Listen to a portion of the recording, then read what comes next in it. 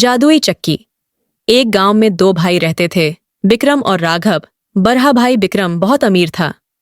छोटा भाई राघव मेहनत तो खूब करता था, लेकिन फिर भी वो अपनी और अपने परिवार की जरूरतें पूरी नहीं कर पाता था। अपनी गरीबी से वो बहुत परेशान था।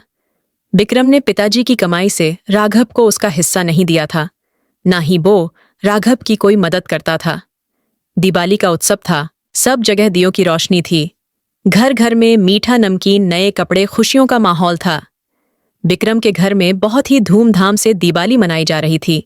उसके बीबी और बच्चों ने नए कपड़े और जेवर पहन लिए थे। कई तरीकों की मिठाइयों से उसका घर भर गया था। वही राघव के घर पर त्योहार तो क्या, खाने पीने के लिए भी पैसे नहीं थे। वो मदद की अपेक्षा से अपने बड़े भाई के घर पहुंचा। सुनो भैया, मेरे काम का अब कोई ठिकाना नहीं है। मैं परेशान हो चुका हूं। मैं हर रोज काम के तलाश में बाहर निकलता हूं, लेकिन मुझे मायूसी के अलावा कुछ हाथ नहीं लगता। घर पर राधा और सूरज भूखे बैठे हुए हैं। मेरी कुछ मदद करो।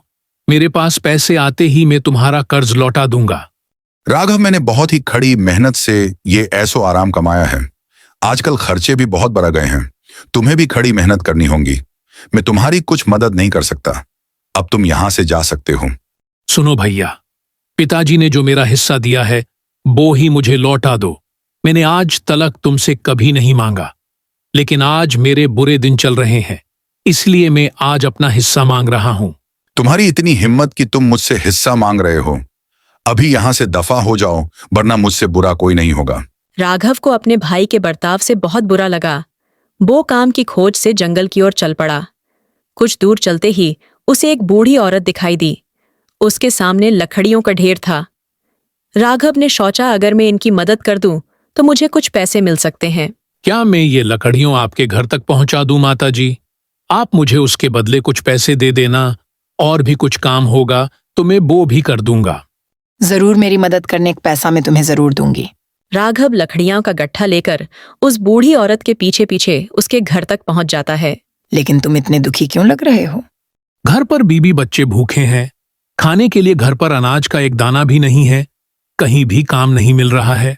दुखी मत हो, ये लो कैसब की मिठाई। कुछ आगे चलते ही 4 घने पेड़ मिलेंगे। उनके पीछे ही छोटी सी एक गुफा है। उसमें 3 परियां रहती हैं और उन्हें ये कैसब की मिठाई बहुत पसंद है। जैसे ही वो ये मिठाई देखेंगे, वो तुमसे ये मिठाई मांगेंगे। तुम इस मिठाई के बदले उसने चक्की मांग लेना। चक्की आते ही तुम्हारे दिन बदल जाएंगे। राघव ने उस बूढ़ी औरत की और उसने वो मिठाई लेकर आगे बढ़ने लगा। कुछ देर चलने के बाद उसे 4 बड़े पेड़ दिखाई दिए। उन्हें पार करते ही राघव को एक गुफा दिखाई दी। उसका दरवाजा बहुत ही छोटा था। वह झुककर गुफा के अंदर गया।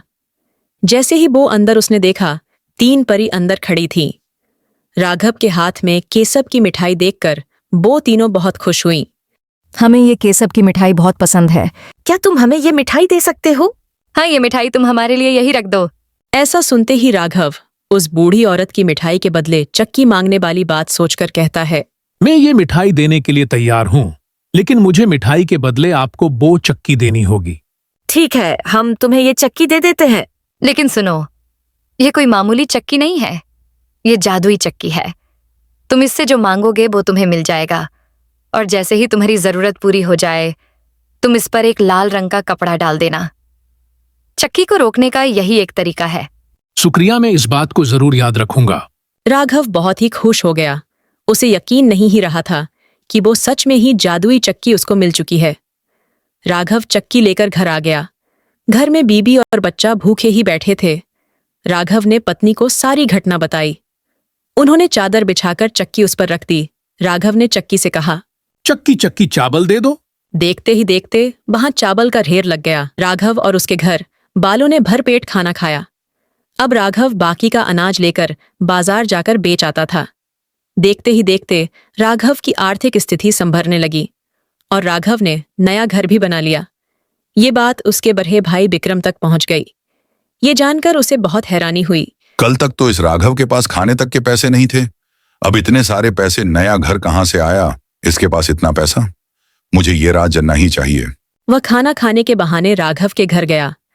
खाना खाकर वापस न जाके वह घर नजर रखने लगा। जैसे ही राघव ने चक्की से अनाज मांगा, चक्की ने अनाज देना शुरू कर दिया।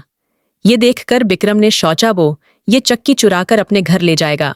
दूसरे दिन जब राघव अनाज बेचने जब बाहर गया, विक्रम चुपके से राघव के घर में घुस गया और चक्की चुराकर अपने घर ले गया। विक्रम घर जाकर अपनी पत्नी को ये सारी बात बताता है और अपना सामान पैक करके गांव छोड़ देने के लिए कहता है और अपनी पत्नी और बच्ची को लेकर गांव छोड़ देकर चल देता है और दूसरे गांव में जाकर बसने की सोचने लगता है। उधर राघव जैसे ही घर आता है तो वो अपने घर से चक्की गायब पाता है। उधर विक्रम अपने परिवार को लेकर एक नाव में बैठकर नदी पार कर ही रहा होता है। तभी सोचता है कि क्या यह सच में जादुई चक्की है। वो ये देखने के लिए चक्की से कहता है, चक्की चक्की आटा निकाल। चक्की आटा निकालने लगती है। देखते ही देखते आटे से नाव भरने लगती है। विक्रम चक्की रोकने का प्रयास करता है पर चक्की नहीं रुकती। कुछ ही समय बाद नाव बेवजन होने के कारण नाव डूबने लगती है। कुछ ही समय में विक्रम और उसका परिवार उस नदी में डूब जाते हैं। उधर भले ही राघव के पास चक्की नहीं थी, लेकिन उसने अपनी मेहनत से दुगना अनाज कर लिया था और अपने परिवार के साथ खुशी खुशी रहने लगा। दोस्तों, इसलिए हमें लालच नहीं करना चाहिए।